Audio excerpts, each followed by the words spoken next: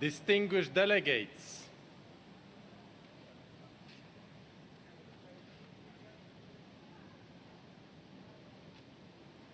please take your seat. We will be starting.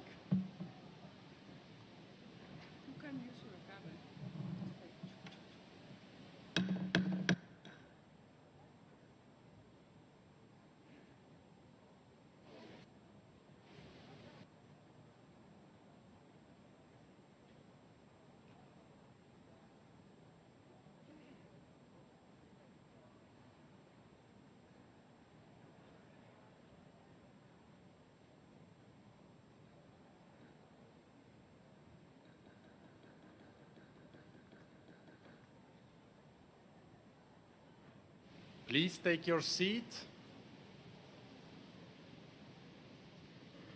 Ladies and gentlemen, please, we'll be starting soon.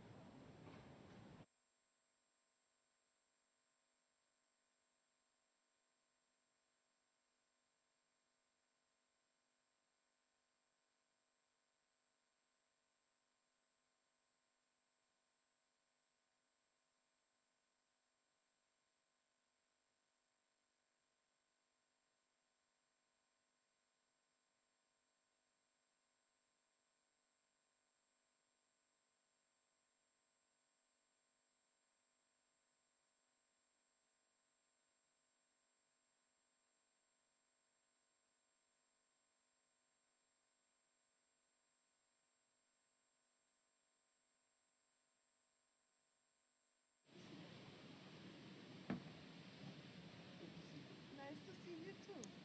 Thank you. Thank you. Thank you for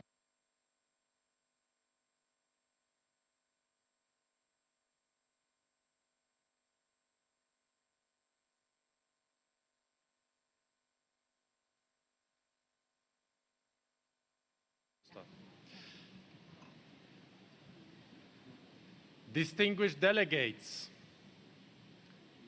ladies and gentlemen,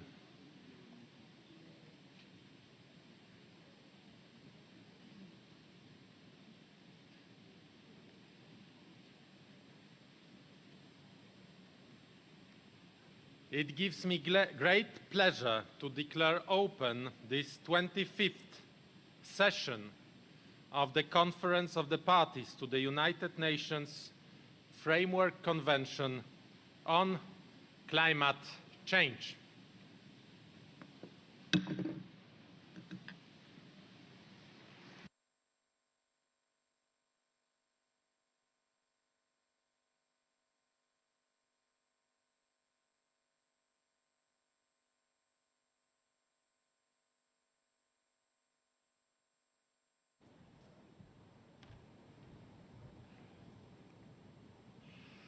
Excellencies, ladies and gentlemen, dear friends, before I hand over this gavel to Minister Karolina Schmidt, sitting just in the third row, and of course subject to your approval, I would like to start this Monday morning with a personal reflection with you.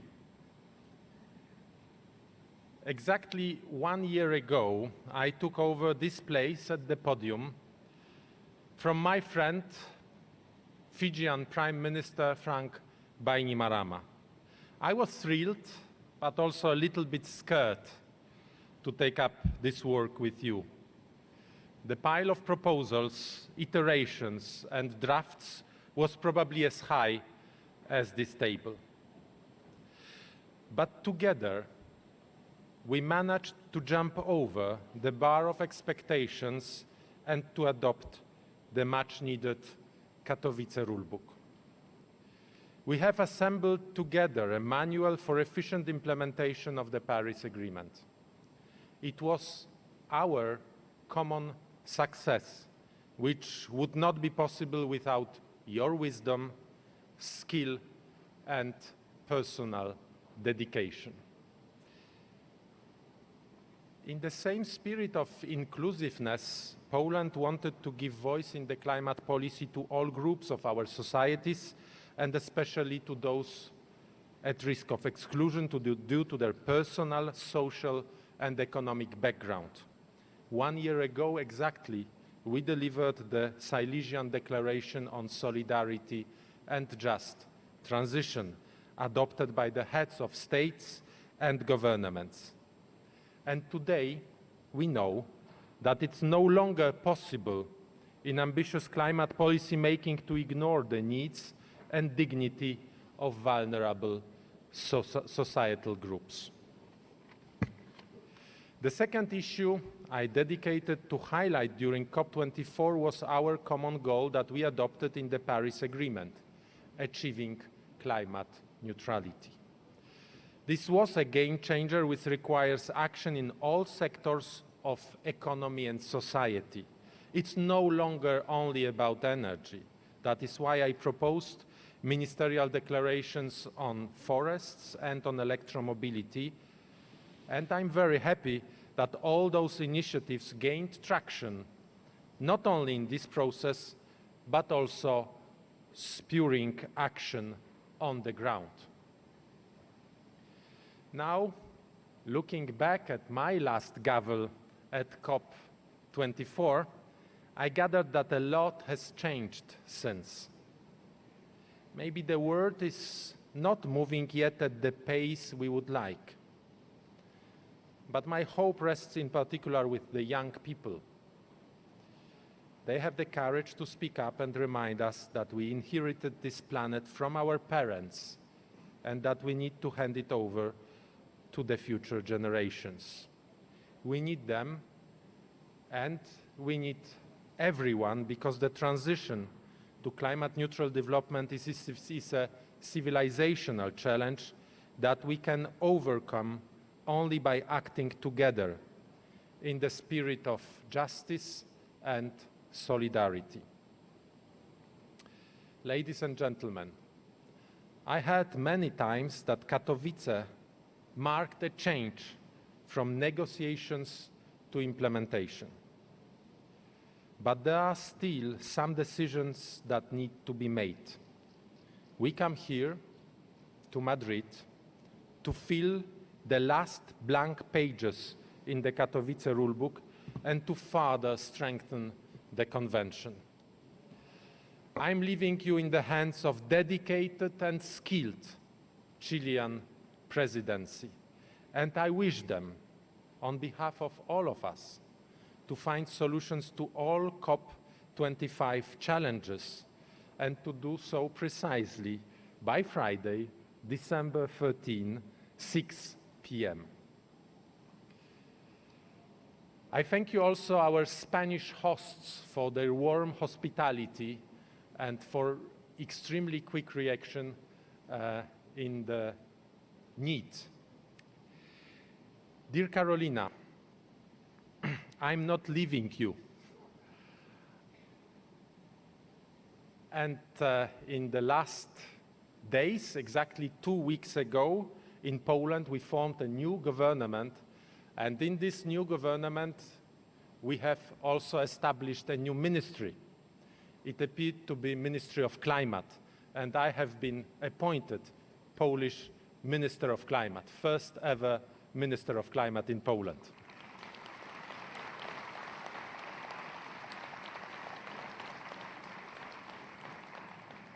So as you are jumping in this COP25 presidency, I would like to declare to you my friendship, dedication. Count on me anytime that I may be needed, including for advice on jumping. Thank you very much.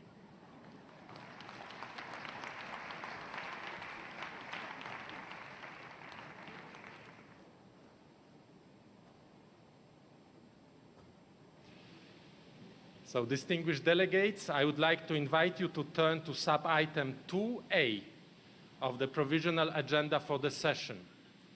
Election of the President of the Conference of the Parties at its 25th session. You may recall that in accordance with Rule 22, paragraph 1 of the draft rules of procedure being applied, the office of President of the Conference of the Parties is subject to rotation among the 5 regional groups. We now continue the cycle with a president from the Latin American and Caribbean states.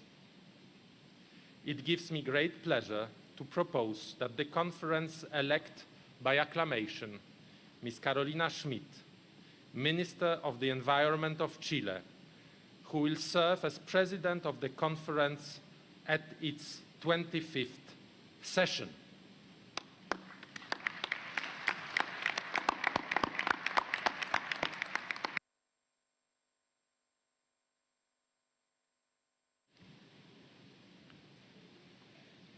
I declare Ms. Carolina Schmidt elected President of the 25th session of the Conference of the Parties.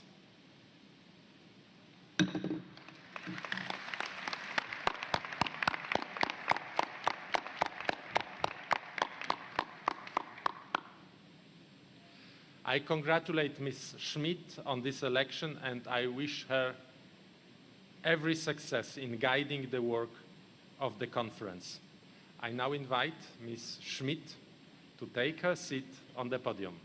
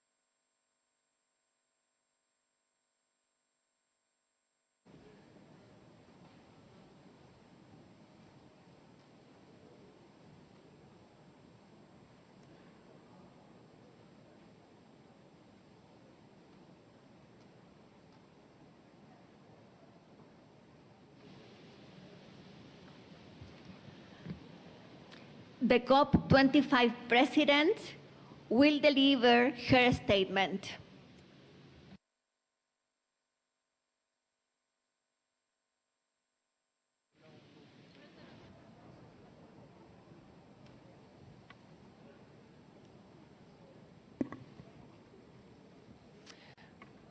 Muy buenos días. Bienvenidos y bienvenidas a la COP25, la nueva conferencia de las partes en la Convención Marco de las Naciones Unidas sobre el cambio climático, la cual tengo el honor, la responsabilidad y el placer de dirigir. Gracias por estar aquí. Gracias por el compromiso, un compromiso que es necesario, un compromiso que es urgente. Solo estando juntos, trabajando juntos, podremos hacer frente al mayor desafío común que enfrentamos hoy en el mundo entero, el cambio climático. Ha sido doloroso no poder recibir a la COP25 en Chile. Tuvimos que renunciar a ser sede de esta conferencia. Sin embargo, no renunciamos a la convicción profunda de la necesidad para los chilenos y los ciudadanos del mundo entero de impulsar con urgencia la acción climática.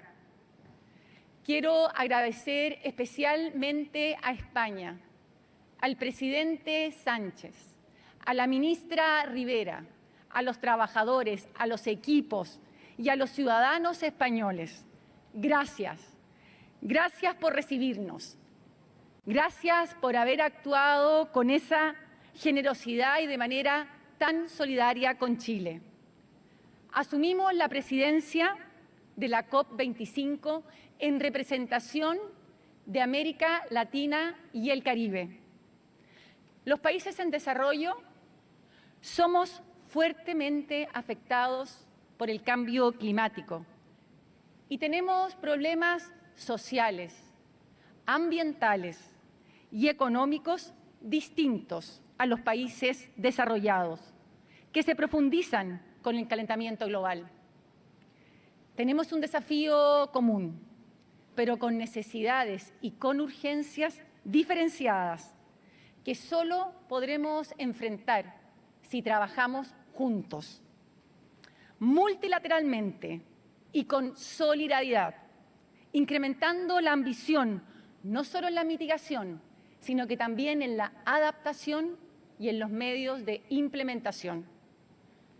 En Chile y en el mundo estamos viviendo crisis sociales y ambientales.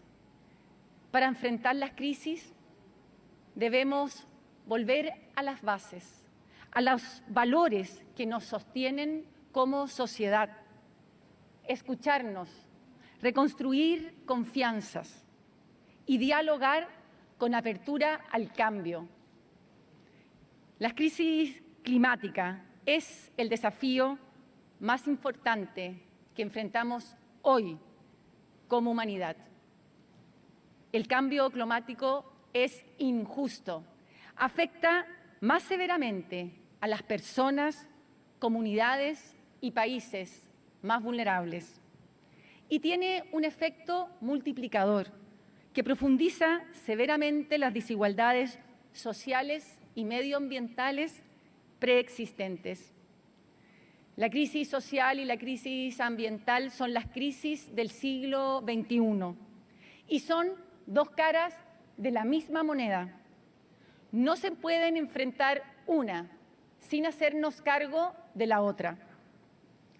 Por eso las personas deben estar al centro de nuestras decisiones, porque son las personas las que padecen los efectos de la contaminación, las sequías, los aluviones, las inundaciones, incendios y múltiples impactos que el calentamiento global profundiza.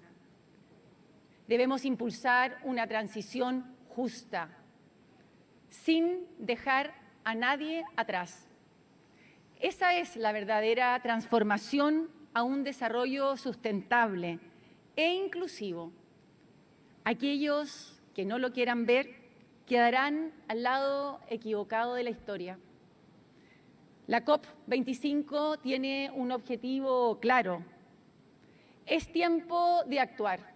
No es un eslogan, es una necesidad, es una exigencia moral, social y económica. Los compromisos adquiridos por los países el año 2015 no son suficientes. Debemos tomar nuevos compromisos, más ambiciosos, incluyendo todos los aspectos de la acción climática. La transición hacia un desarrollo sustentable, bajo en emisiones y resiliente al clima, debe ser más rápida, más inclusiva y más colaborativa. Es indispensable traer a la mesa nuevos temas y nuevos actores. El sector privado, productivo y financiero, los gobiernos locales y los ministros sectoriales deben venir a la mesa con compromisos y metas concretas. Por eso, como presidencia de la COP25, por primera vez tendremos reuniones de alto nivel de los ministros sectoriales del mundo. Ministros de Ciencia, el día 4 de diciembre. Ministros de Agricultura, el 5 de diciembre. Ministros de Finanzas por la Acción Climática, el 9 de diciembre. Y ministros de Energía por la transformación a las energías limpias y renovables, el 10 de diciembre. Necesitamos compromisos concretos que permitan acelerar un cambio de rumbo.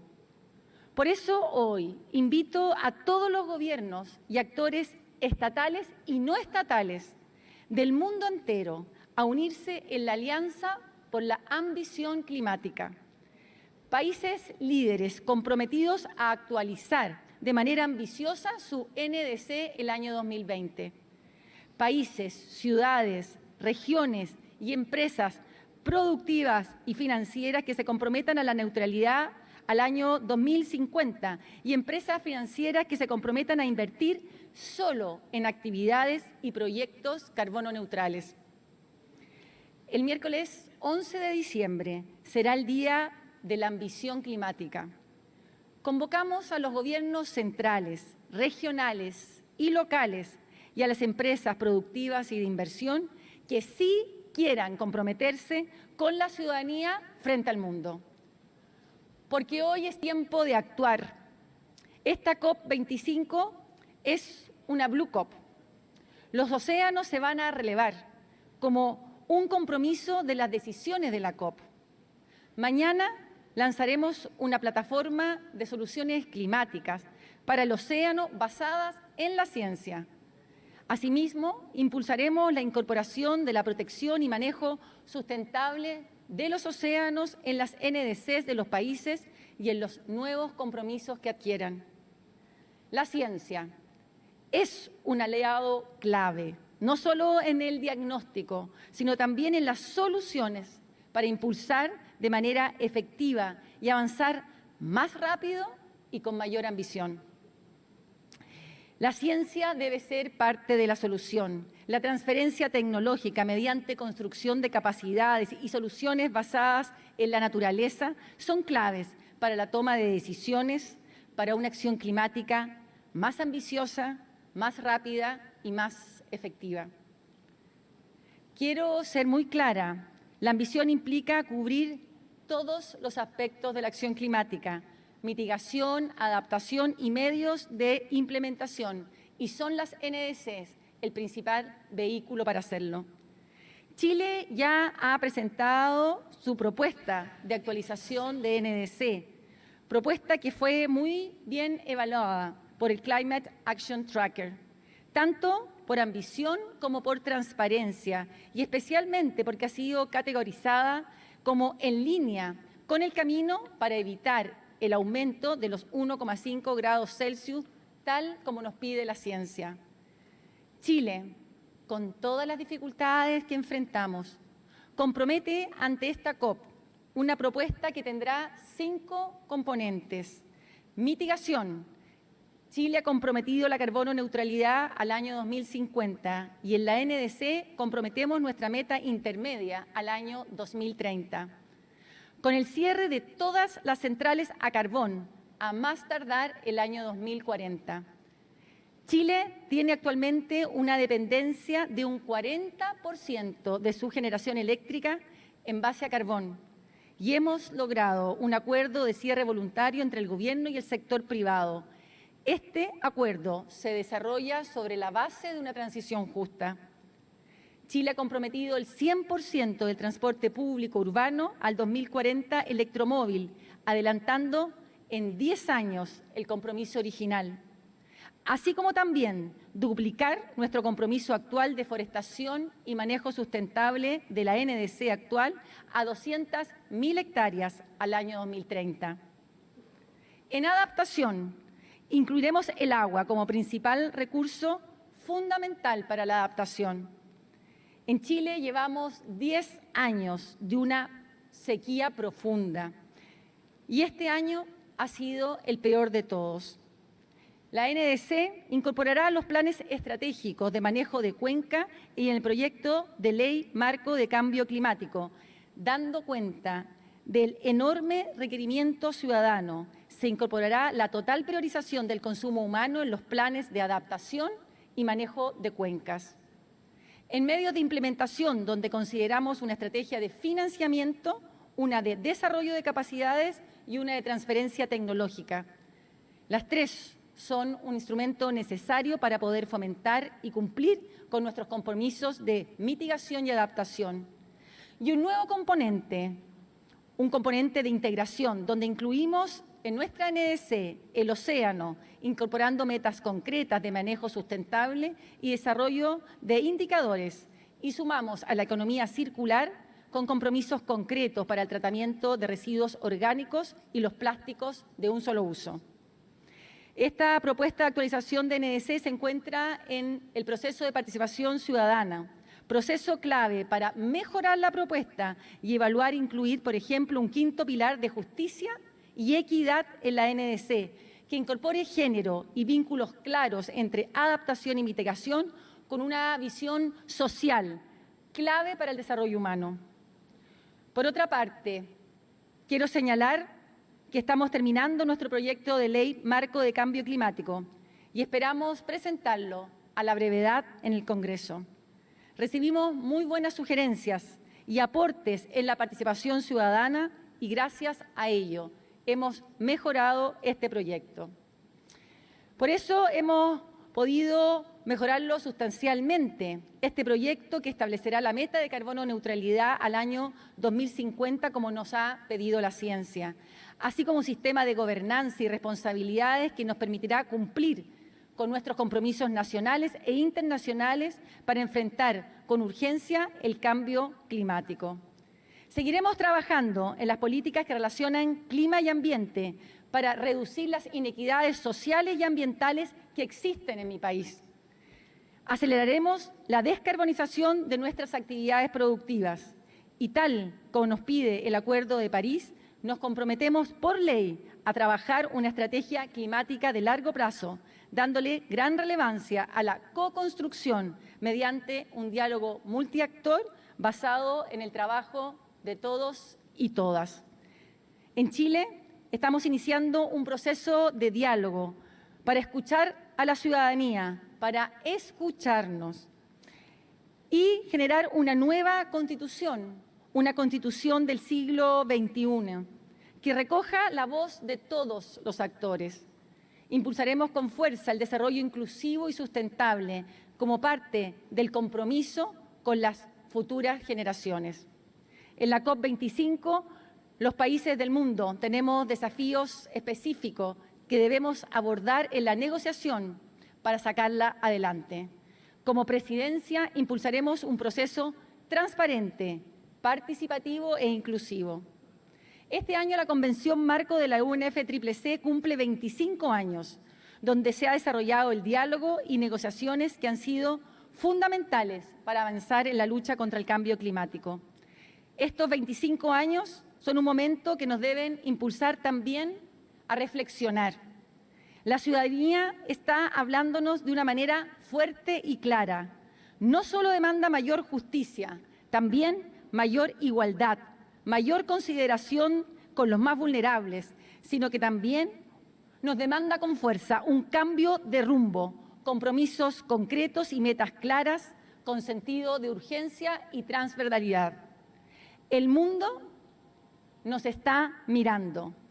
Países del mundo, hoy es tiempo de actuar. Muchas gracias.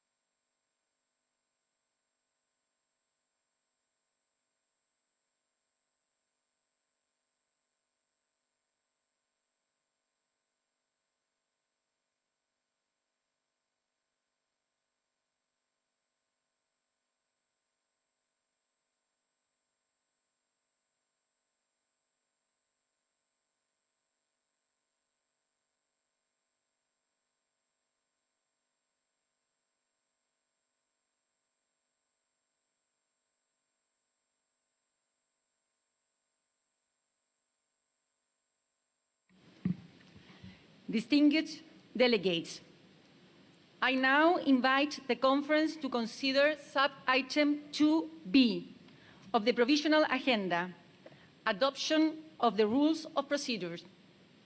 The draft rules are contained in document FCCC/CP/1996/2. Parties may recall that the draft rules of procedure are being applied, with the exception of draft rule 42 on voting, due to lack of consensus. This has been the case since the first session of the Conference of the Parties in 1995. At the 24th session, the President held consultations and reported that there continued to be no consensus on the matter and proposed that consultations continue at COP25. I therefore propose that we continue to apply the draft rules of procedure, with the exception of draft rule 42. I would like to propose that a senior member of my delegation holds informal consultations on this issue.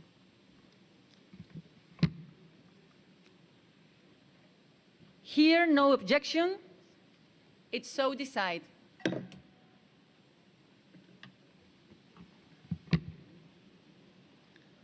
Let us now consider sub-item 2C of the provisional agenda, adoption of the agenda. I would like to refer you to the provisional agenda contained in document FCCC/CP/2019/11, which is the result of intensive consultations held over the past days. I wish to thank all the parties for their constructive engagement. We are here in Madrid to address this urgent and challenging global issue. Across the globe, there have been urgent calls for action, and every day on the news we hear the climate change. We have the responsibility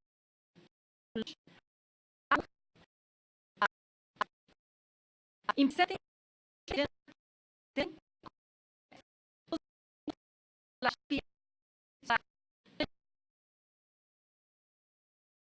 understanding reached among parties with regards to specific items.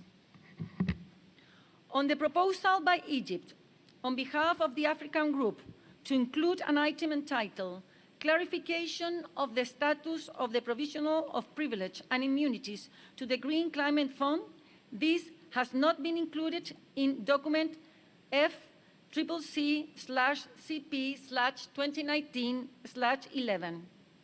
However, I request the co-facilitators of item 8C on the report of the Green Climate Fund to the Conference on Guidance to the Green Climate Fund to provide a space for discussions on the issue of clarification of the status of the provisional of privilege and immunities to the Green Climate Fund. I hope a successful outcome from the consultations, and I'm ready to personally engage with the Secretary General on this matter. On the proposal by Turkey for an amendment to delete the name of Turkey from the list in Annex 1 to the Convention on sub-item 14C was included in document FCCC/CP/2019/11. However, Turkey just informed us that withdraws the proposal.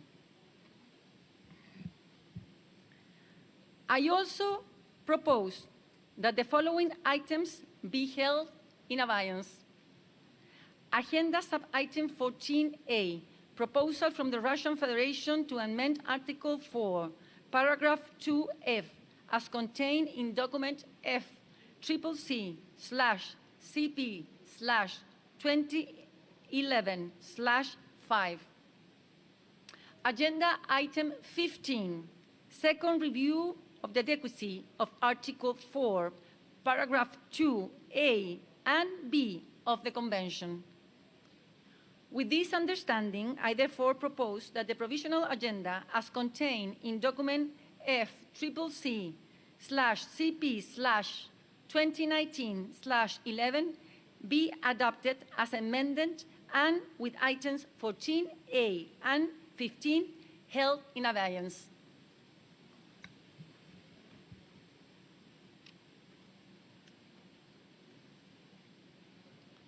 Here, no objection.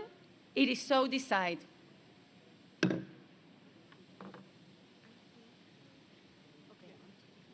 Yep. The conference is now invited to consider sub-item 2D of the agenda, election of officers other than the President. Mrs. Una May Gordon, Vice President of the COP, has begun consultations on behalf of the COP24 President on the elections for officers for the bodies of the Convention, the Kyoto Protocol, and the Paris Agreement. Groups have not yet completed their consultations and nominations are still pending. I would like to thank Mrs. Gordon for her work so far, and I propose that she continues the consultations until the nominations have been finalized. In accordance with established practice, those consultations will include the nominations to all bodies for election during the conference. With regards to the Bureau of the COP, I propose to postpone actions on the election of the other members of the COP25 Bureau and the return to this item at the closing plenary of the COP to conduct the election. Confirmed nominees to the COP Bureau will be invited to attending meetings of the Bureau as observers during the conference until the election have taken place. Parties will note that only 8 out of the 157 nominations needed have been received. Further, only 30% gender balance has been achieved for the membership of the Convention, Kyoto Protocol, and Paris Agreement bodies in 2019. I urge parties to intensify efforts to conclude the remaining nominations so that these can be transmitted to the deadlines of Saturday, 7th of December. I also urge parties to nominate men and women equally so that we can achieve the goal of gender balance.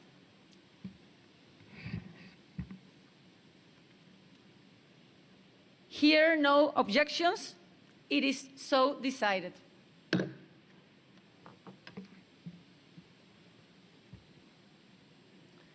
The conference is now invited to consider sub-item 2E of the agenda, admission of organizations as observers. The conference has before it document FCCP/2019/6-Rev1, which includes a list of IGOs and NGOs that have expressed a wish to participate in our work at COP25. The list was the basis on which organizations were informed of their pre-admittance status to COP25, on the understanding that the final authority to grant admissions lies with the COP. In accordance with the recommendations of the Bureau on this matter, I invite the conference to admit as observers the organizations listed in this document, FCCP/2019/6-Rev1. Here, no objections. It is so decided.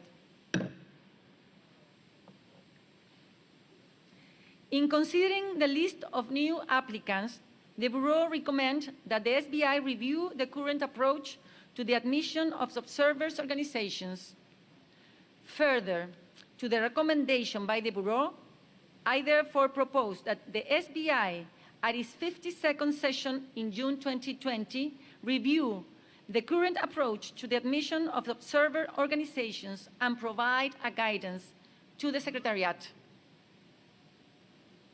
Here, no objection. It is so decided.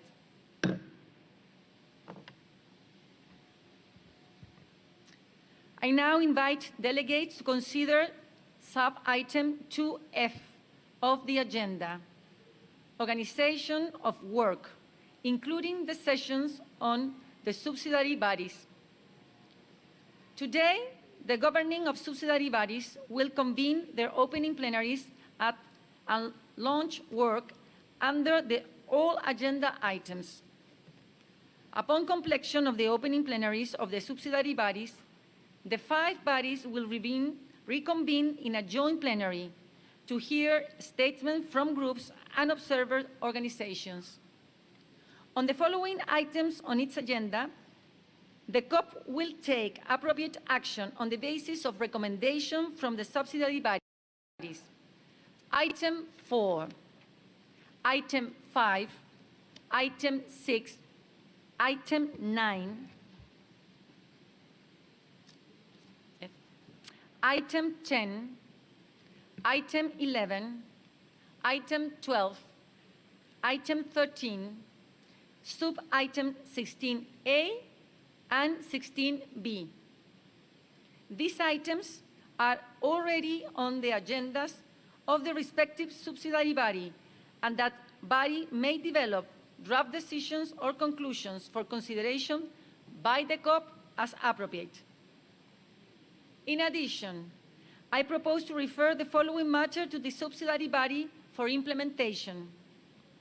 Under Agenda Item 13, Gender and Climate Change, I propose to refer the consideration of the annual report on gender composition and the synthesis report on progress in integrating a gender perspective in constituent body process. On Monday, December 9th, the subsidiary bodies will conclude their work. I look forward to receiving the result of this VASTA under the leadership of Mr. Paul Watkinson and of SBI under the leadership of Emmanuel Diamani. The high-level segment will take place on Tuesday, 10 December and Wednesday, 11 of December. On Wednesday, 11 of December, upon conclusion of the national statements, we will hear statements from senior representatives of intergovernmental and non-governmental organizations. On Thursday, 12 December and Friday, 13 December, the COP will reconvene to consider the decisions and conclusions for adoption. Hearing no objection, we will proceed on this basis.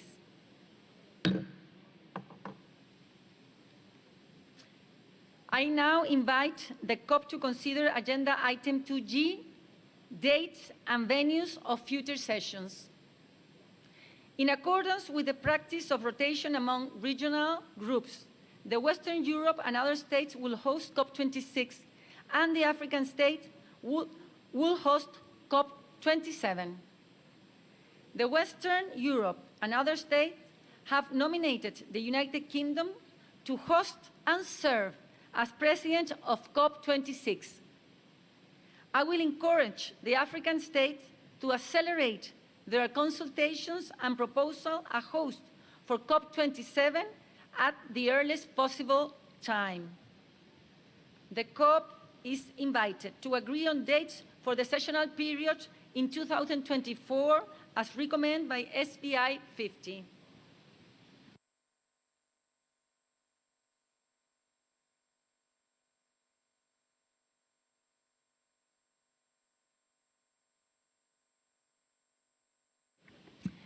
I see Ukraine. Ukraine, you have the floor.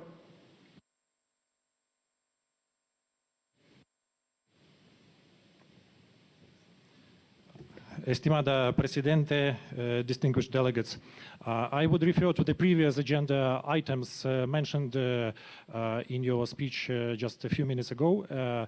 We raised Ukraine plate and we had an objection, but unfortunately it was not heard by the Secretariat. So I would like to reconsider the previous agenda sub-items, and I have a statement as to the agenda sub-item 4. The provisional agenda annotations for agenda item 4 read that the Secretariat prepared a compilation and synthesis report on the information reported by the parties included in Annex 1 of the Convention in their 7th national communications and 3rd biennial reports for consideration at COP25. However, there is no reference to any specific document available which might be considered under this agenda item by the parties. In that regard, let me recall you that at our previous session, the delegation of Ukraine raised the issue of compliance by the UNFCCC Secretariat with the relevant provisions of the UN General Assembly resolutions. Territorial integrity of Ukraine, 68/262 of the 27th of March 2014, and situation of human rights in the Autonomous Republic of Crimea and the city of Sevastopol, Ukraine, 73/263 of the 22nd of December 2018, with regards to statistical data of the Russian Federation. We have been reassured by the Secretariat that the issue at hand will be resolved without delay. Given the need to ensure a consistent application by the Secretariat of the relevant provisions of the aforementioned UN General Assembly resolutions, the delegation of Ukraine stands for the deferment of the consideration under COP25 agenda sub-item 4 of any document prepared by the Secretariat which is not in line with the aforementioned UN General Assembly resolutions. We stand for the postponement of the consideration of such documents inter alia the following reports: FCCC/SBI/2019/17, FCCC/SBI/2018/inf.8/corrigendum1, FCCC/SBI/2018/inf.8/addendum1/corrigendum1, FCCC/SBI/2018/inf.8, until the UNFCCC Secretariat brings them in line with the provisions of paragraph 6 of the United Nations General Assembly Resolution 68/262 and paragraph 11 of the UN General Assembly Resolution 73/263. We ask to include this statement in the report of the COP25. I thank you. Thank you, Ukraine. Your objection is noted. I resume the proceedings. The COP is also invited to agree on the dates for the sessional period in 2024 as recommended by SBI 50. I propose that a senior member of my delegation conduct consultations on my behalf with the African states regarding the status of an offer from the group with a view to proposing a draft decision on the host of COP26 and 27 and the sessional period in 2024 for adoption by the COP. Hearing no objection, it is so decided.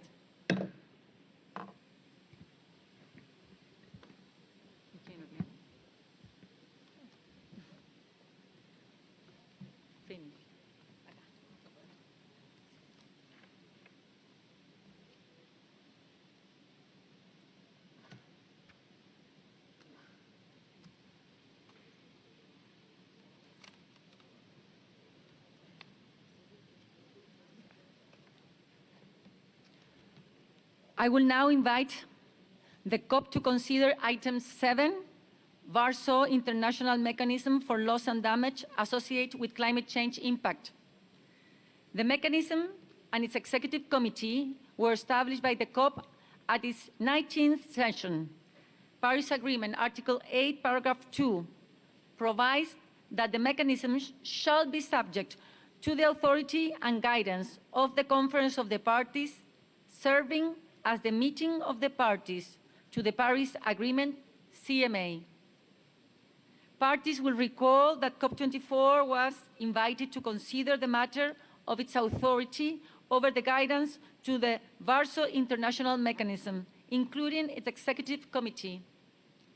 I propose that parties maintain the provisional approach adopted at COP24, whereby the COP would continue to consider the outcomes of the consideration of the report of the Executive Committee, as well as the review of the WIM. This will be undertaken without prejudging the outcome of the consultations on the governance of the WIM. On the matter of the governance of the WIM, I will appoint a senior member of my delegation to undertake consultations on the COP's authority over and guidance to the WIM. Hearing no objections, it is so decided.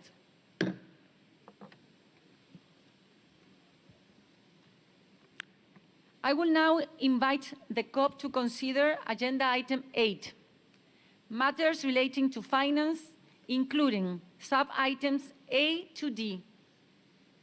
For sub-item, we have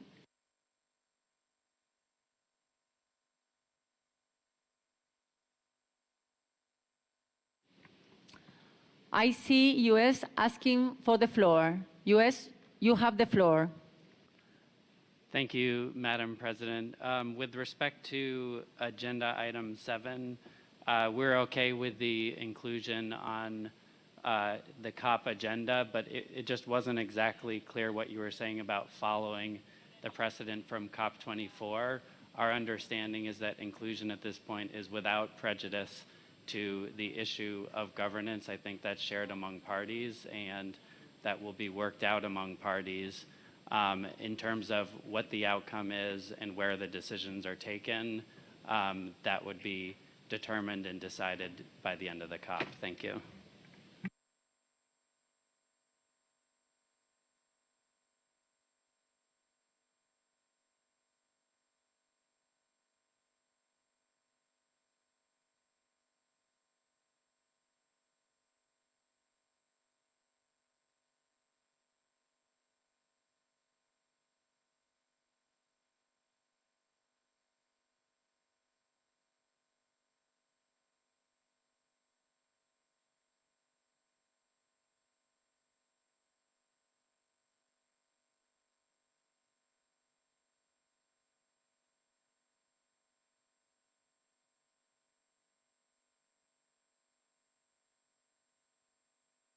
Okay. I repeat my statement. This will be undertaken without prejudging the outcome of the consultations on the governance of the WIM. Your intervention is noted.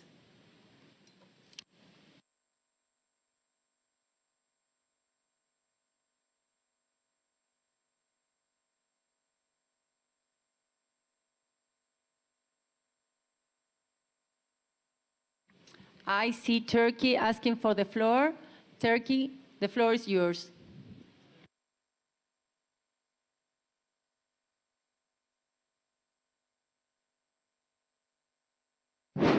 Thank you, Madam President.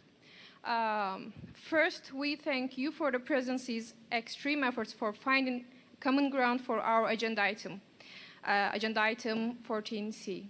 And thanks for the Kingdom of Spain for hosting COP25 in lovely Madrid. We also thank for supporting to parties those enabling agenda discussions. As all parties are aware of Turkey's continuous effort to find a fair treatment under the convention, our demand is clear and on the table for a long time. This is the first time that with your presidency that came in a positive way for agenda. However, being conditional to complete during the COP25 was not doable for such an important agenda of Turkey. As we discussed and requested to remove this condition, we have seen the parties not yet agreed because of very limited time in last night. Turkey is putting enormous effort to combat with climate change, will continue her efforts. We believe deletion of Turkey from Annex 1 will grant clear foundation to put more contribution. And at this point, we expect from all parties to evaluate our demand without any condition and without any prejudice. Madam President, we believe COP25 will another step forward with your excellent leadership, and Turkey will ask for to be deleted from Annex 1 list in coming COP26 to be able to progress in COP25. We have withdrawn our agenda proposal because of condition and will continue to put our effort for the success of COP25. Thank you.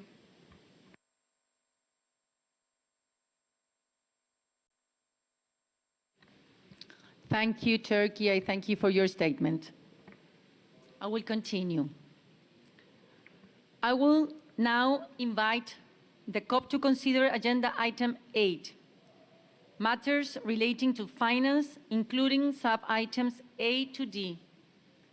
For sub-item 8A, long-term climate finance, the COP is invited to deliberate on this matter and is invited to consider the summary of the in-session workshop on long-term climate finance, which was organized in June 2019. The report is contained in document FCCC/CP/2019/4. The COP is also invited to consider the note by the President of COP24 on the third biennial high-level ministerial dialogue on climate finance, which was organized during COP24 in Katowice. The note is contained in document FCCC/2019/7. The COP is further invited to consider the compilation and synthesized report by the Secretariat on biennial submissions from developed country parties on their update strategies and approaches for scaling up climate finance from 2014 to 2020. The note is contained in document FCCC/CP/2019/INF1. Regarding sub-item 8B, matters relating to the Standing Committee of Finance, the COP is invited to consider the report of the SCF as contained in document FCCC/CP/2019/10 and at 1 and 2. I would like to thank Mr. Ayman Shazli from Saudi Arabia and Mr. Ismo Ulvila from the European Union for their leadership as co-chair of the SCF and the member of the SCF for their hard work during the whole year. Regarding sub-item 8C, report of the Green Climate Fund to the Conference of the Parties and guidance to the Green Climate Fund, the COP is invited to provide guidance to the GCF on policies, program priorities, and eligibility criteria, taking into account the annual report.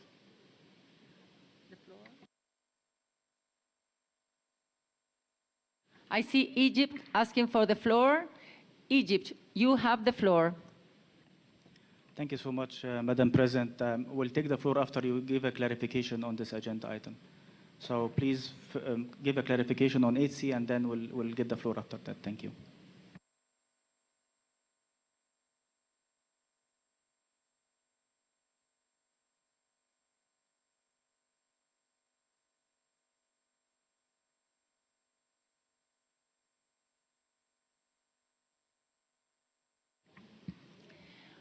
Regarding sub-item 8C, report of the Green Climate Fund to the Conference of the Parties and guidance to the Green Climate Fund, the COP is invited to provide guidance to the GCF on policies, program priorities, and eligibility criteria, taking into account the annual report of the GCF and its addendum contained in FCCC/CP/2019/3 and at 1.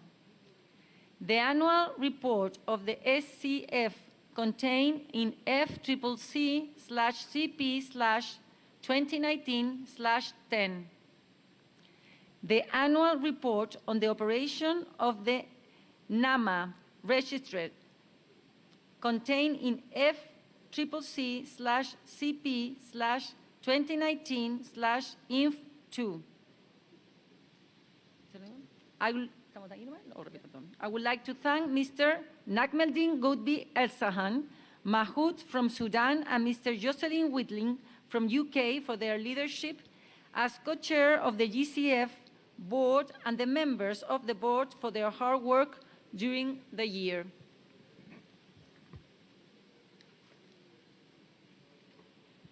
For sub-item 8D, report of the global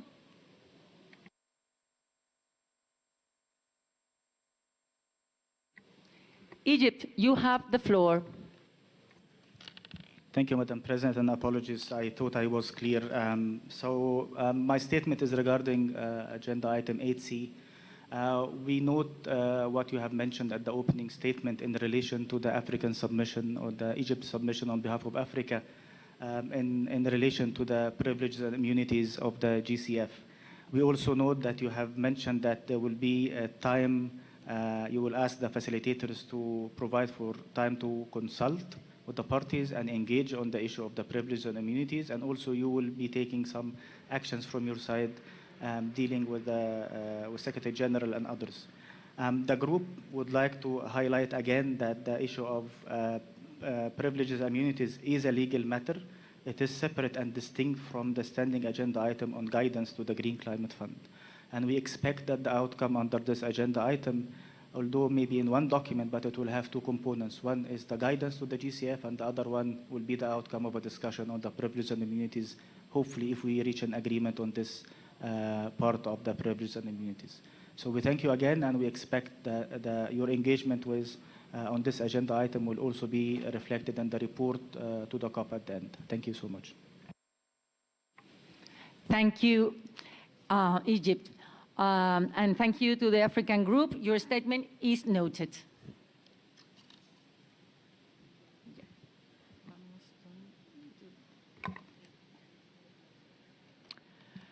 For sub-item 8D, report of the Global Environment Facility to the Conference of the Parties and guidance to the Global Environmental Facility, the COP will be invited to provide guidance for the GEF on policies, program priorities, and eligibility criteria, taking into consideration the annual report of the GEF and its addendum contained in FCCC/CP/2019/5 and at 1. The annual report of the SCF contained in FCCC/CP/2019/10, and the annual report on the operation of the NAMA registry contained in FCCC/CP/2019/INF2. I would like to thank the CEO and chairperson of the GEF, Dr. Naoko Ishii, and the GEF Secretariat for the work undertaken by the GEF during this year.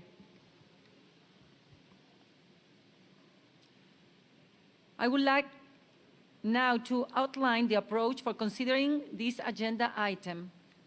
For sub-items 8A and 8B, I propose that Mr. Richard Mayungi from Tanzania and Mr. Robert Moore from the UK co-chair contact groups established for each sub-item.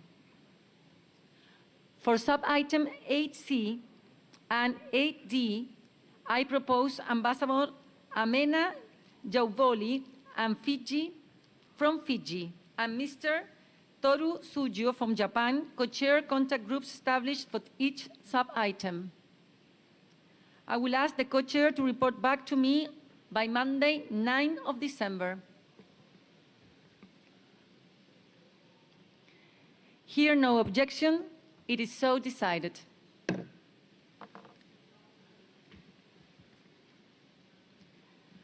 I now invite the COP to consider agenda item 14, consideration of proposals by parties under Article 15 of the Convention, sub-item B, proposal from Papua New Guinea and Mexico to amend Articles 7 and 18 of the Convention. The relevant document is listed in FCCC/CP/2011/4 Rev 1. Delegates will recall that this item was held in abeyance at COP24, and it has been included on the agenda for COP25 in accordance with Rule 16 of Draft of Rule of Procedures. I propose to undertake an informal consultation for sub-item 14B to be facilitated by the senior member of my delegation. Here, no objection. It is so decided.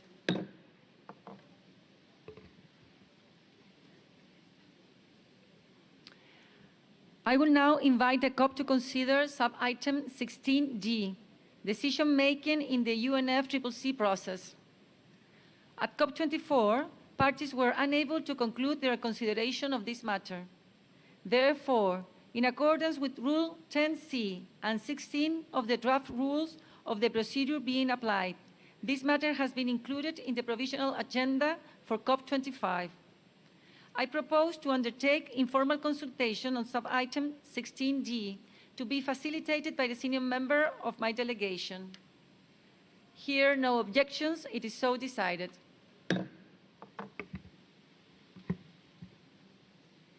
Dear delegates, before we conclude this meeting, I would like to bring to your attention a very important issue regarding audio and video recordings. The making of audio and video recordings by party and observer organizations, delegations during open and closed official meeting is not permitted. The Secretariat provides full audio and video recordings for all official open plenary meetings in audio format and webcasts on the Internet. All webcast recordings are available from the Secretariat website. Please let us observe these rules and respectful to each other. I would like now to suspend this meeting and open the meeting of the CMP. The first meeting of the COP will be resumed for the ceremonial opening, which will be held at 10:30 in plenary LOA. The meeting of the COP is now suspended.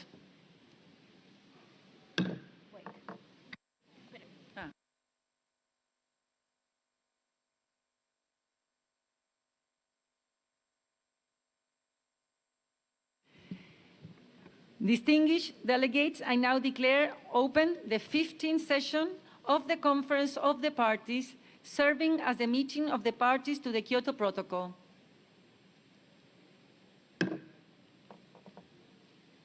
We will now proceed with our work under item 2, organizational matters.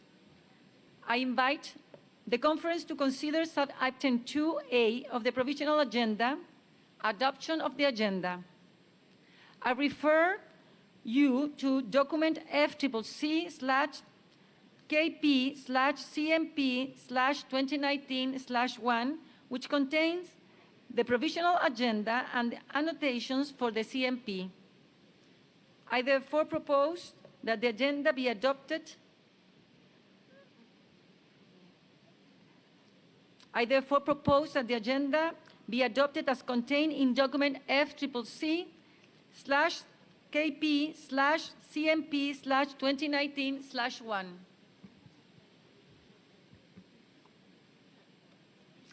Here, no objections. It is so decided.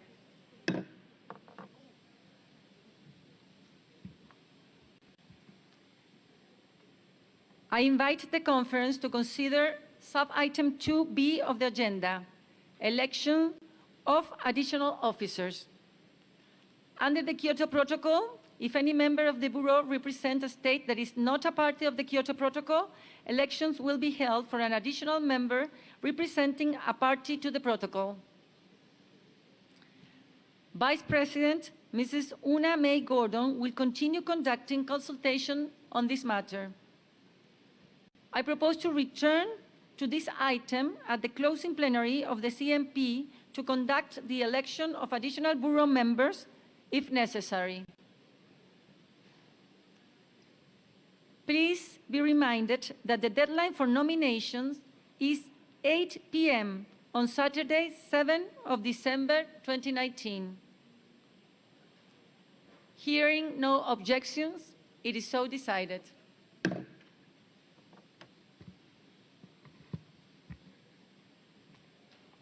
I now invite the conference to consider sub-item 2C, organization of work, including the session of the subsidiary bodies, and I will again like to draw your attention to the notations to the agenda contained in document FCCC/KP/CMP/2019/1. The CMP will take appropriate action on the basis of recommendation from the SBASTA and the SBI on the following items on its agenda. Sub-agenda item 4A, item 5, item 7, item 8, item 10, item 12A and B. These items are already on the agenda of the SBASTA and the SBI.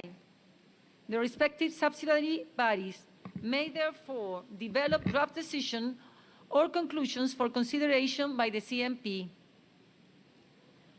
During the COP plenary, I present proposals for the organization of work. As all parties to the protocol are also parties to the convention, I propose that the CMP follows the same approach as the COP.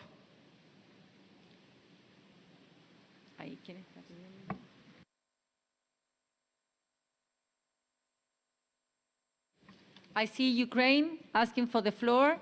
Ukraine, you have the floor. Muchísimas gracias, estimada Presidente.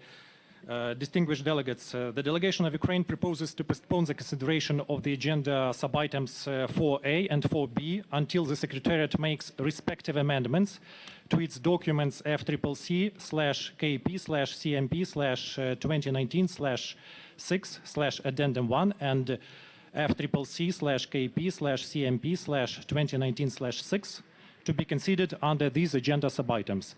The nature of inaccuracies committed by the Secretariat are known to the Secretariat and were voiced by the delegation of Ukraine at the previous COP25 session. We ask to include this statement in the report of CMP 15. I thank you.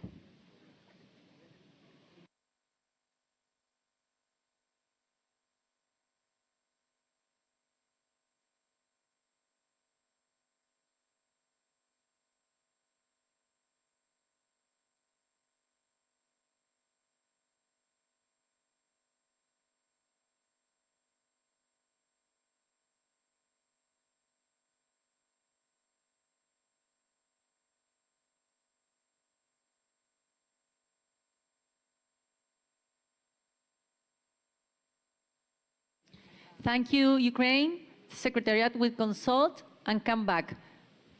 I will continue. During the COP plenary, I present proposal for the organization of work. As all parties to the protocol are also parties of the convention, I propose that the CMP follows the same approach as the COP. During the second week of the conference, we will convene the CMP to consider the decisions and conclusions for adoption. Here, no objection, we will proceed on this basis.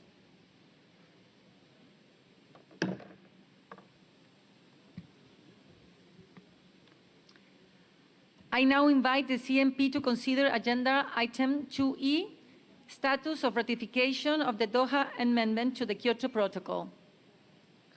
On 8 December 2012, at the 8th session of the Conference of the Parties, serving as the meeting of the parties to the Kyoto Protocol, the parties adopted, in accordance with Article 20 and 21 of the Kyoto Protocol, the Doha Amendment to the Kyoto Protocol. Pursuant to Article 21, Paragraph 7, and Article 20, Paragraph 4 of the Kyoto Protocol, the Doha Amendment will enter into force for those parties having accepted it on the 19th day after the date of receipt by the depositary of an instrument of acceptance, but by at least 3/4 of the parties to the Kyoto Protocol. Based on the current number of parties to the Kyoto Protocol, which is 192, 144 instruments of acceptance will be required for the amendment to enter into force. As at 1 December 2019, the depositary has received instruments of acceptance of the Doha Amendment from 134 parties to the Kyoto Protocol. I would like to propose that the CMP take note of the status of ratification of the Doha Amendment. I urge those parties to the Kyoto Protocol intending to ratify the Doha Amendment to expedite their domestic ratification procedures and to deposit their instruments of acceptance with respect to the Doha Amendment as soon as possible. Hearing no objections, it is so decided.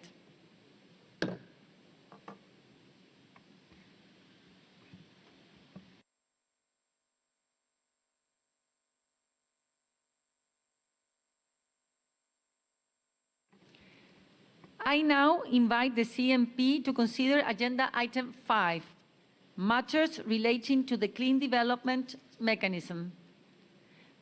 Parties may wish to refer to documents FCCC/KP/CMP/2019-3.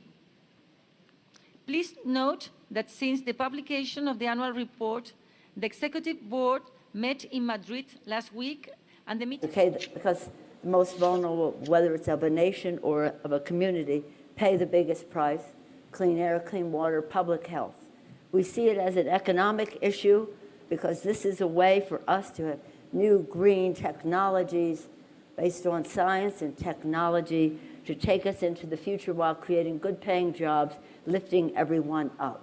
We see it as a national security issue, an issue where, as Madam Prime Minister mentioned, migration, but so many things spring from the competition for resources when we're talking about the encroachment of deserts, the rising sea level, the thermal management of the planet that is going astray. All of that the distinguished Secretary General mentioned that he has seen when he travels the world. This produces, and we have seen, Mr. President, when we were recently in the northern triangle of Central America, migration resulting from the fact that farmers can't farm because of drought, one thing or another. Everything in nature is connected, and it becomes a national security issue when the competition for resources, land, and the rest.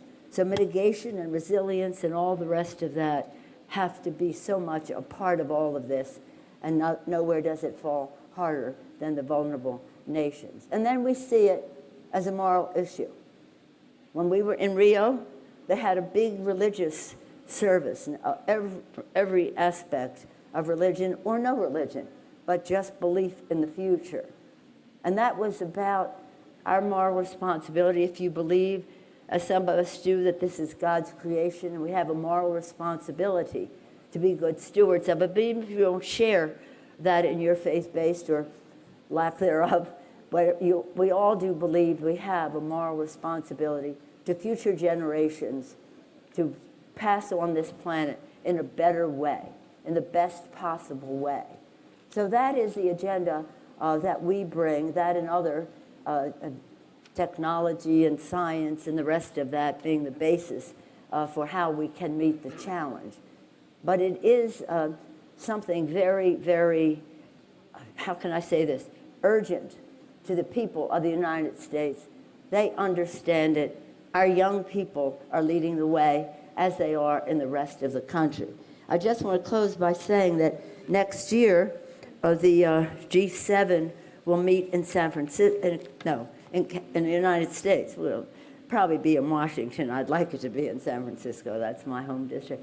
But the reason I mentioned that is because in the meeting we had this year was in France. It was in Brest.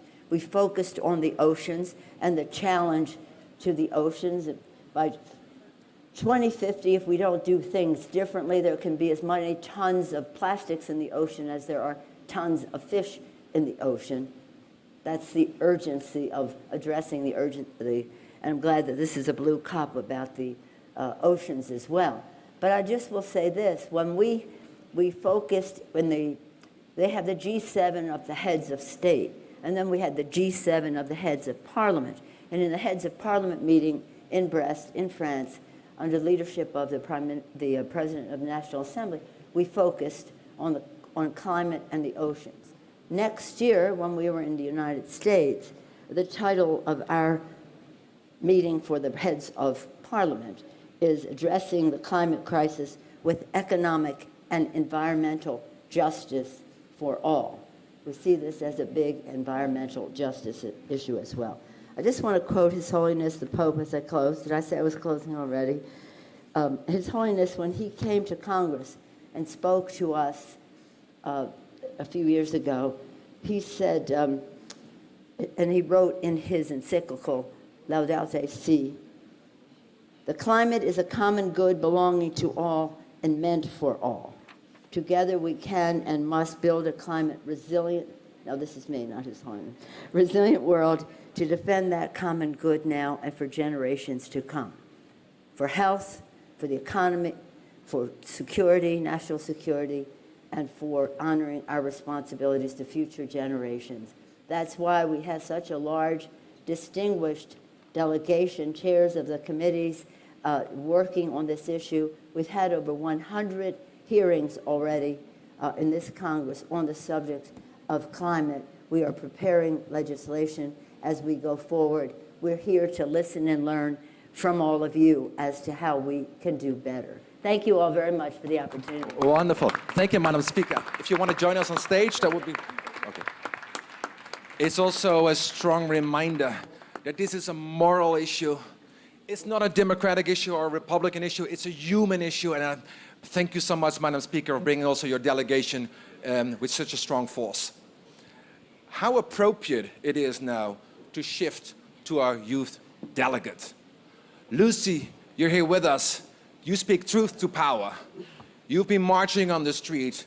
The world is changing, is responding, but certainly not fast enough. What is your message to the leaders here on stage and in the audience? What is success for the COP here in Madrid? I will come to your question, but I would like to start by taking a step back. In 2017, I got the opportunity to shoot a movie on climate-displaced people in Bangladesh. We arrived just after Cyclone Mora struck, and we went to visit affected communities from the coastal areas. People there had lost their homes and lands. They had physical wounds. They looked tired and panicked, wondering how they will survive the day after.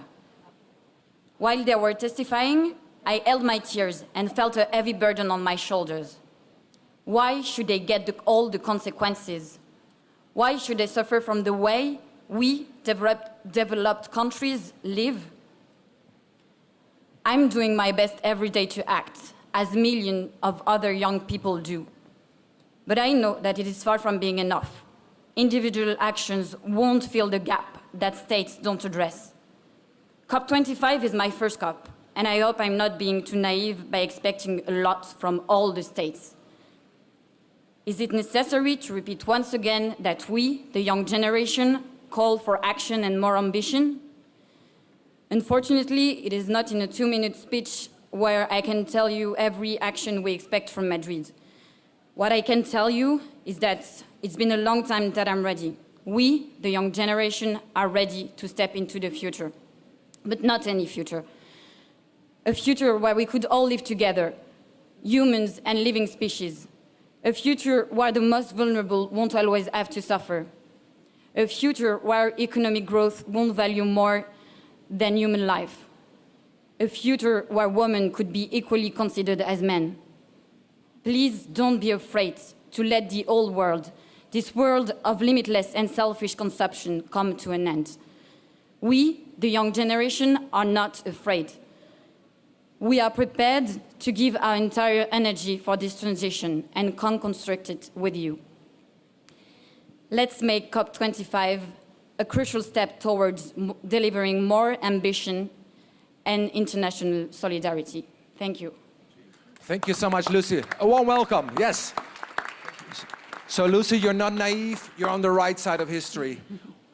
The future is yours, but we have to build it now. We have to build it now. Let's see whether we can connect to President Hilda Heine. President Hilda Heine, can you hear us? Maybe you wave? Oh, indeed. So President Hilda Heine obviously is the president of the Marshall Islands. She's also the chair of the Climate Vulnerable Forum. She is the one who convened the first ever virtual summit last year on climate change. The Marshall Islands is also the first and only country who have submitted a more ambitious national development contribution. If the Marshall Islands can do it, we all should be able to do it. So, Madam President, what's your message to this audience? In fact, what's your message to the COP? Yes, good morning, Patrick and Yahweh, and greetings, everyone. Thank you for this opportunity. I didn't think that I could get connected because 5 minutes ago we had a power outage, but the power just came back about 10 minutes ago, so here we are. Anyway, thank you, Secretary General. I know I missed him, and Patricia, for your engagement. Also, Speaker Pelosi and your delegation, thank you for your engagement with CVF today. Your contribution and commitment to fighting climate change is truly remarkable. I would also like to thank my fellow CVF leaders, President Alvarado, thank you, and to Prime Minister Asina, my congratulations for assuming the chair of this forum in 2020. I would also like to thank my fellow CVF leaders and look forward to working with you in the coming year. You asked about why next year was a deadline for survival. As you highlighted, Patrick, emissions keep climbing up. We need them to go the other direction. Obviously, state commitments have not been enough. All countries need to do more. Under the Paris Agreement that all but one party is committed to, every 5 years is a collective opportunity for us all to come with greater ambition. If we do not seize 2020 for that, then the next similar moment is 2025. We all know that waiting another half decade to do more means we lose 1.5. So my message to other leaders is this: the most vulnerable atoll nations like my country already face death row. Water covers much of our land at one or other point of the year as we fight rising tides.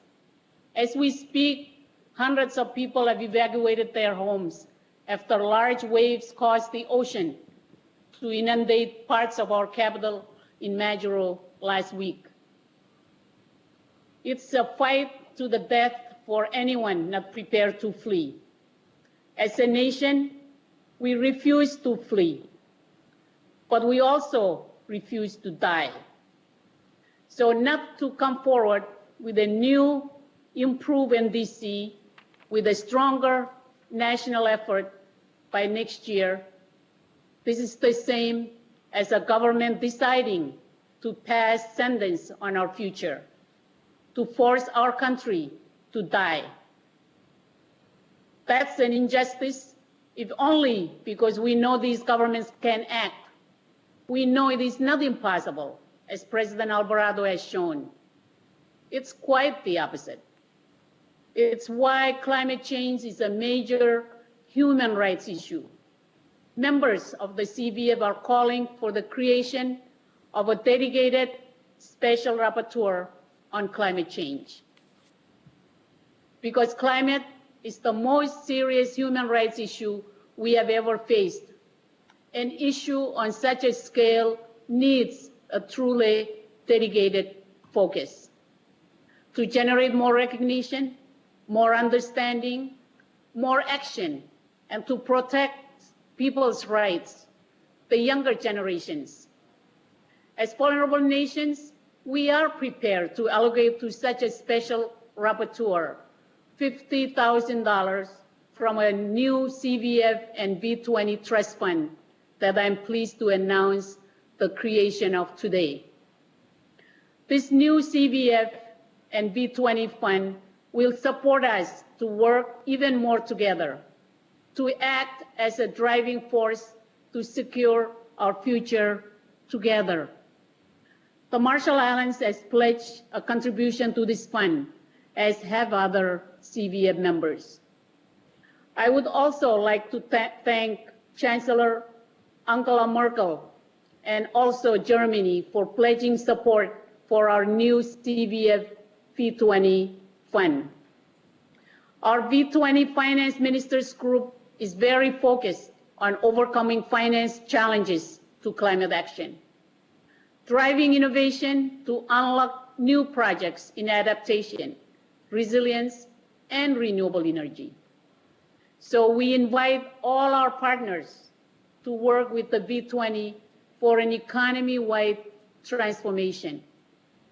The CVF has been in the lead with new ambition for 2020, striving for maximal resilience and 100% renewable energy.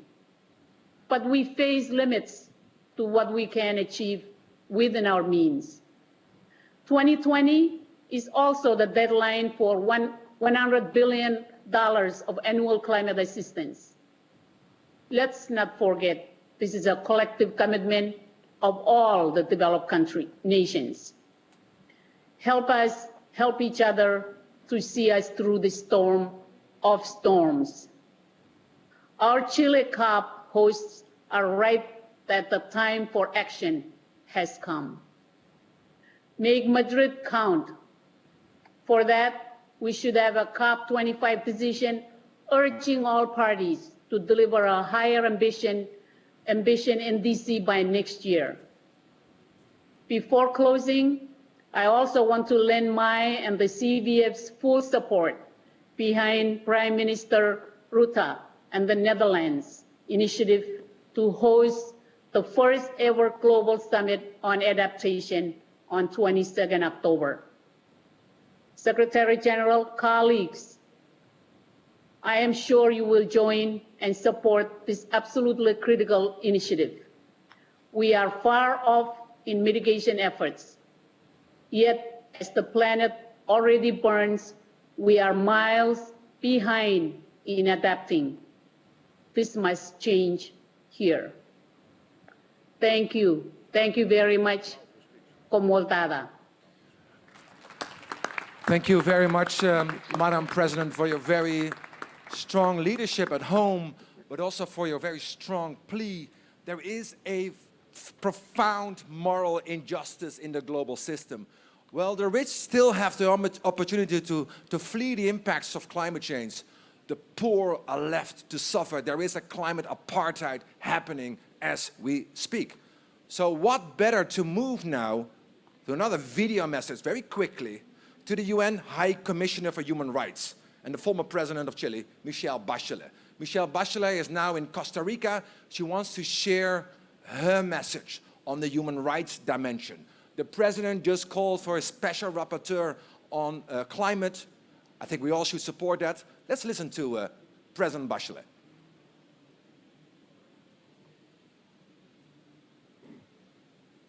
Greetings to all of you and best wishes from Costa Rica, where I am currently on an official mission. From the North Pole to the South Pacific, climate change threatens people's livelihoods, communities, health, development, even their lives. Nowhere is this clearer than in small island states and other members of the Climate Vulnerable Forum. The CBS exists because of one simple truth: climate change discriminates. Those most affected by climate change already endure multiple forms of discrimination because of their gender, because of their economic status, because they are members of indigenous people or minorities, because they are migrants or internally displaced, because of their age, or because they are people with disabilities. Climate change discriminates on the basis of geography.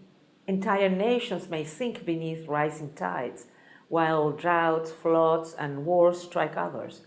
Whole ecosystems and ways of being may cease to exist, and the worst affected are always the poor. To prevent the steadily worsening impacts of climate change, states need to strengthen their mitigation commitments and nationally determined contributions, NDCs. States must also cooperate with each other. My office stands ready to support states and civil society to do more to protect the rights of those most affected by the climate crisis and to prevent the climate crisis from worsening. Your pledge of support for the possible establishment of a special rapporteur on human rights and climate change at the Human Rights Council is much welcome. While the decision is ultimately up to the Council, your commitment signals the importance of climate change and climate action.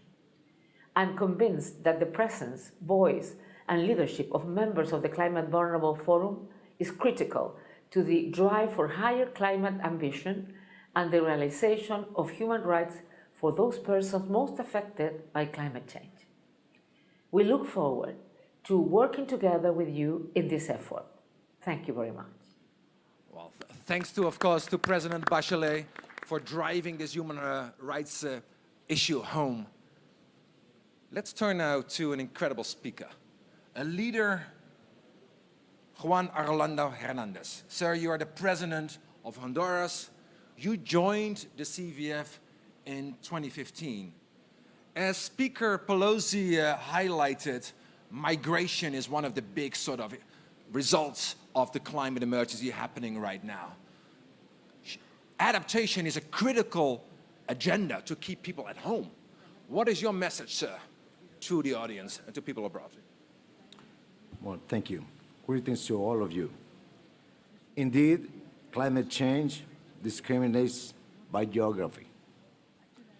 During the last 20 years, Honduras has been ranked as one of the most vulnerable countries in the world, highly impacted by what we call now climate emergency, climate crisis.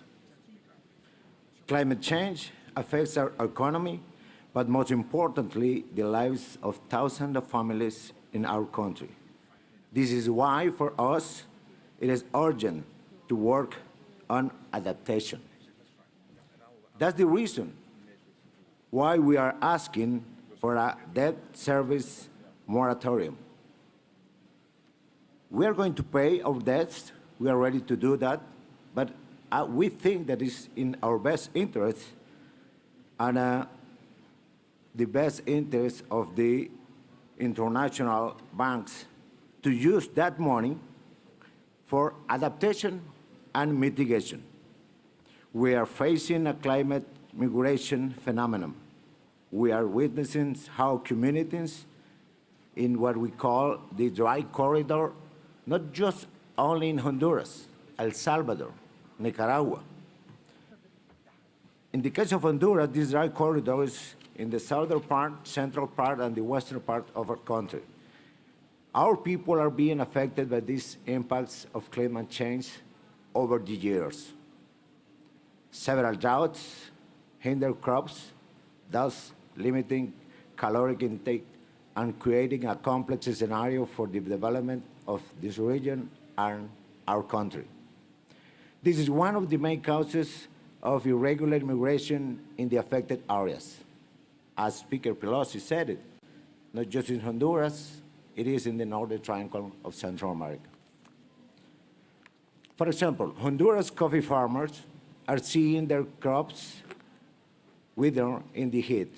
Moreover, low prices of coffee worldwide have triggered migration. When families are forced to leave their homes in search of better opportunities in cities within the country and even abroad. Coffee is one of our main products. It represents 5% of our GDP. 120,000 Honduras families rely on coffee production. 90% of them are really small coffee growers. So yes, adaptation is a key priority, climate action for our countries as ours. We need to promote and support the role of adaptation as a crucial means to address climate change. Developing countries have less capacity than rich ones to adapt to changing weather patterns. As the world heats up, we will suffer the most. Adding to the cost, research suggests that we face higher interest rates than similar countries which are less exposed to climate risks. This raises the prospect of a vicious cycle in which the most vulnerable countries pay more, thus making adaptation harder.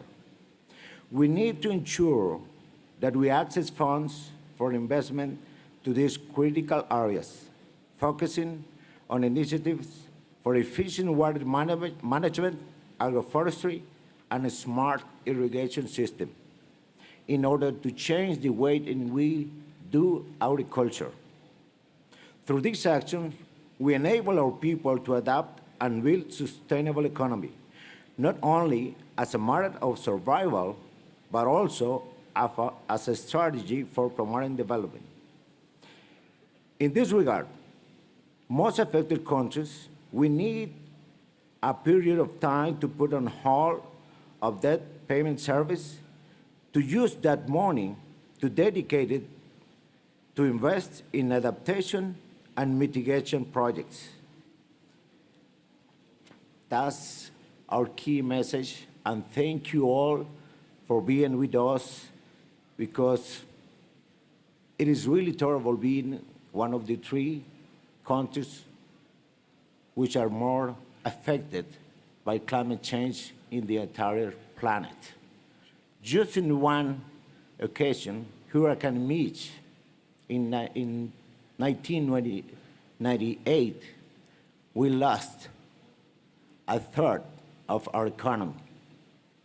And more than that, we lost 7,000 people who died, and some other are missing. Please pay attention to this right now. Thank you all. Thank you so much, Mr. President, also for your strong focus on adaptation. And actually, your plea is whether we delay and pay or plan and prosper. Let me turn the floor now to our last speaker, an incredible leader, Mr. Prime Minister. Why don't you join us here? Give your remarks from here. President Heine already referred to you. You're hosting a climate adaptation summit in October, the first ever. You initiated the Global Commission on Adaptation. You made a strong case. It's not only a moral issue, it's an economic issue. Prime Minister, what's your message of hope to the audience? Okay. Your Excellencies, Madam Speaker, ladies and gentlemen, listening to the last speaker, I believe none of us can escape the consequences of climate change. None of us can turn a blind eye to what is happening right now and what will happen in the future. And all of us have a responsibility to tackle the causes of climate change and adapt to its impact. All of us together. The Dutch people feel very strongly about this, and that's hardly surprising. Rising sea levels pose a direct threat to our very existence. Much of the Netherlands on the North Sea coast lies below sea level, and several thousand kilometers to the west, the Caribbean islands of our kingdom are facing even more severe climate shocks. Fighting the elements and trying to hold back the water is a common theme in our Dutch history. And today, it's more urgent than ever. And that's why the Netherlands feels such a bond with the countries of the Climate Vulnerable Forum and the V20. And that's why the Netherlands is home to the Global Centre on Adaptation, which is also a managing partner for the Climate Vulnerable Forum. We stand shoulder to shoulder in tackling this shared climate challenge. And of course, we will have to reduce carbon emissions drastically to keep global warming below 1.5 degrees. But even if we achieve this ultimate goal of the Paris Climate Agreement, we'll have to tackle the consequences of a changing climate. We need to adapt. In the Netherlands, we invest billions of euros in adapting our country to the changing climate. And all over the world, Dutch water professionals are working to promote a safe, resilient future. From Bangladesh to New York, and from Jakarta to the Yangtze Delta in China. Now, we must take climate adaptation to the next level. And that's why we have launched the Year of Action of the Global Commission on Adaptation. A year in which we're going to speed up adaptation around the world. And therefore, I'm so happy that the first ever Global Climate Adaptation Summit will bring together heads of government from around the world to step up climate adaptation efforts. It will be held in Amsterdam on the 22nd of October 2020. And we will be honored and delighted to have you there with us, because we need to team up to fight climate change and to adapt to its impact. We need to do it, all of us, together. Thank you. Thank you so much, Mr. Prime Minister, also for your leadership on adaptation and reminding us that we need both. We need to reduce our carbon footprint and adapt at the same time. This is also the end of our session here today. President Heine, I mean, you shared certainly a message of urgency, but at the same time also a message of hope. Increasing ambition is not only the right thing to do, it is also the smartest thing to do. So let's bring that spirit to Madrid. Let's get to work. Let's make it happen. Thank you very much indeed. Thank you. Pleasure. Very much. Thank you. Thank you, Mr. President. Good. Pleasure. We hope to see you on October 22nd in Amsterdam for that summit.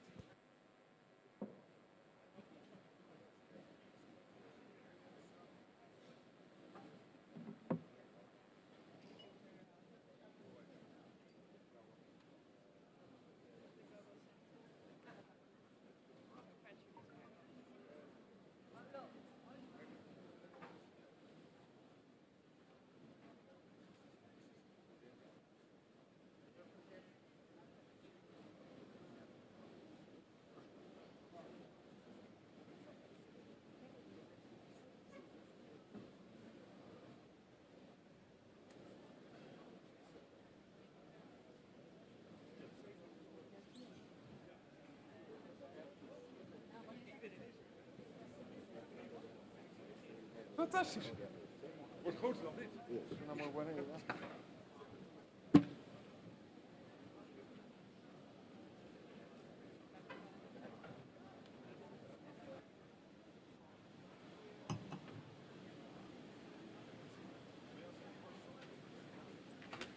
Hello. Yeah, sure.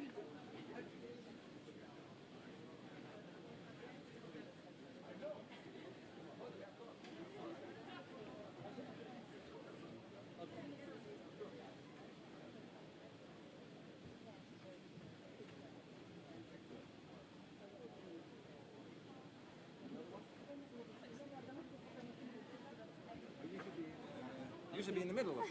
The ladies in the middle. Oh, okay. Yeah, the ladies in the middle.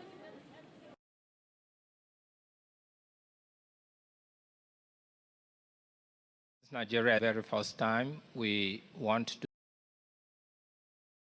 COP25 president and assure you of Nigeria's full support as you drive our deliberations. We also want to thank the Kingdom. It's a glaring reality we see on a daily basis on media houses, how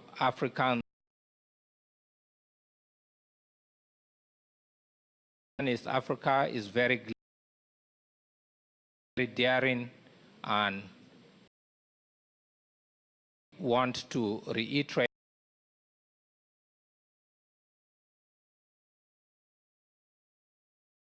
but it's an agenda item that we are asking for its continued proposal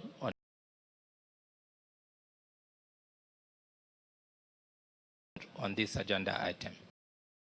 Thank you, Madam Chair. Thank you. Mauritius, you have the floor.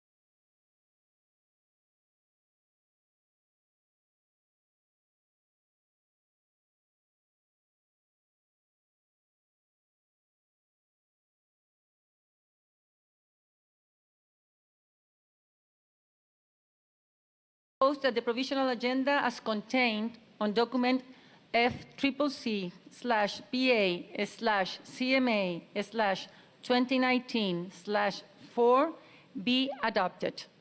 With regards to other views expressed, I will consult on the concerns raised. Okay.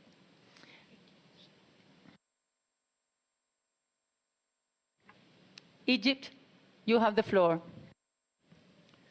Thank you so much, Madam President, and we really thank you for your efforts and taking us forward. And as you mentioned, based on the agreement, as you have mentioned it at the beginning, this morning, and that was also circulated last night. So based on this agreement with these specific points, we can adopt the agenda. Your consultation is very much welcome, but this is the agreement that we have. Thank you so much.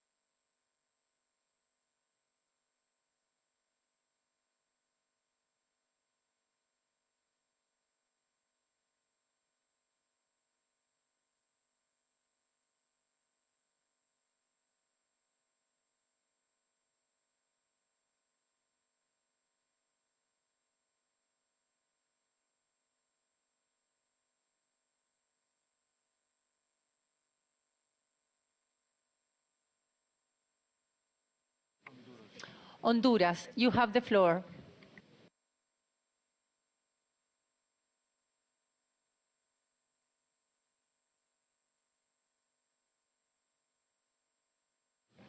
Thank you, Madam President. With all due respect, I don't think we have the same understanding, and we would like to seek your clarification on your proposal for the way forward. Thank you.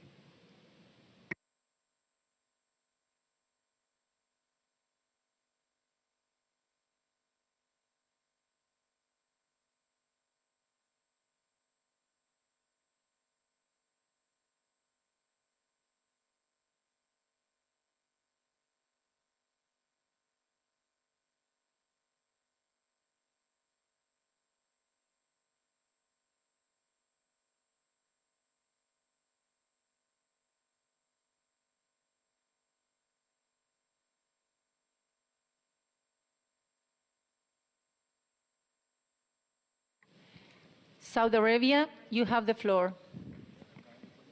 Madam President, thank you very much. This is not really a good start for the COP. Yesterday, we wasted time and effort. We sat down 3 times waiting for this consultation to take place, and we waited until midnight. And you came very clear with your proposal, and you said, this is what's going to be presented tomorrow.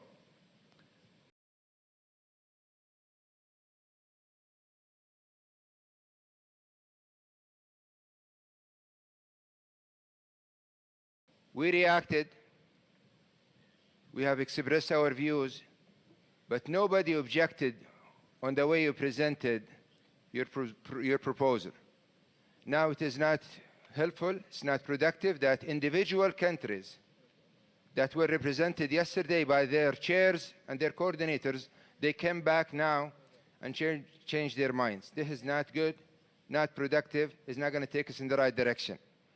I would urge you that under your leadership, you take a firm position, hold us all to the agreement that we established yesterday at midnight, that this is the way forward and that we all accepted it and that we move on that basis. If there is change now, I think this is not going to take us in the right direction, and we're going to spend some time trying to agree on this agenda, and we really don't have time for that. We'd ask you, your leadership, ask you to please hold us to the agreement that we established yesterday. Although we all said we're going to go and check, but we did not express our dissatisfaction or we did not express our objection. Perhaps some of us did not have the guts at the time to say yes or no. We are responsible for everything we do, and if anybody wants to block the adoption, we're ready to go that route, but we will not accept anything that is different than the agreement that we established last night. Thank you very much. Thank you, Saudi Arabia. Dear parties, in order to start the work, I propose to adopt the agenda as it is. I will conduct consultation on the special circumstances of Africa, as agreed last night. We need to start working, so I put that on the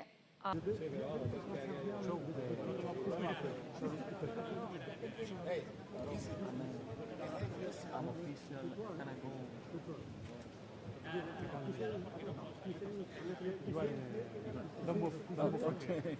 You are in a good place. I just want to give, if I could be in front, to give my place to someone else. But the problem is, you know, these people are working, and I think you have a very good place. Okay. I know. No, yo no puto miedo. Yo no puto miedo. Escúchame tú. Ya está, ya sé. A partir de ahora está aquí Fernando. Voy a buscar otro tiro. Digo yo.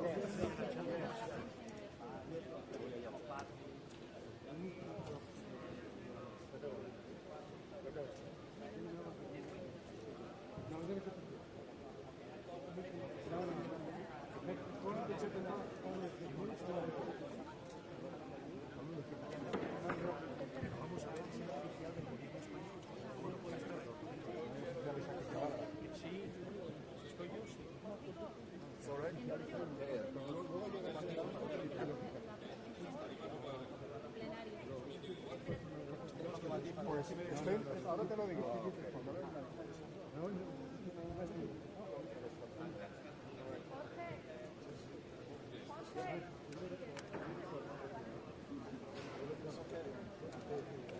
$400, Susana.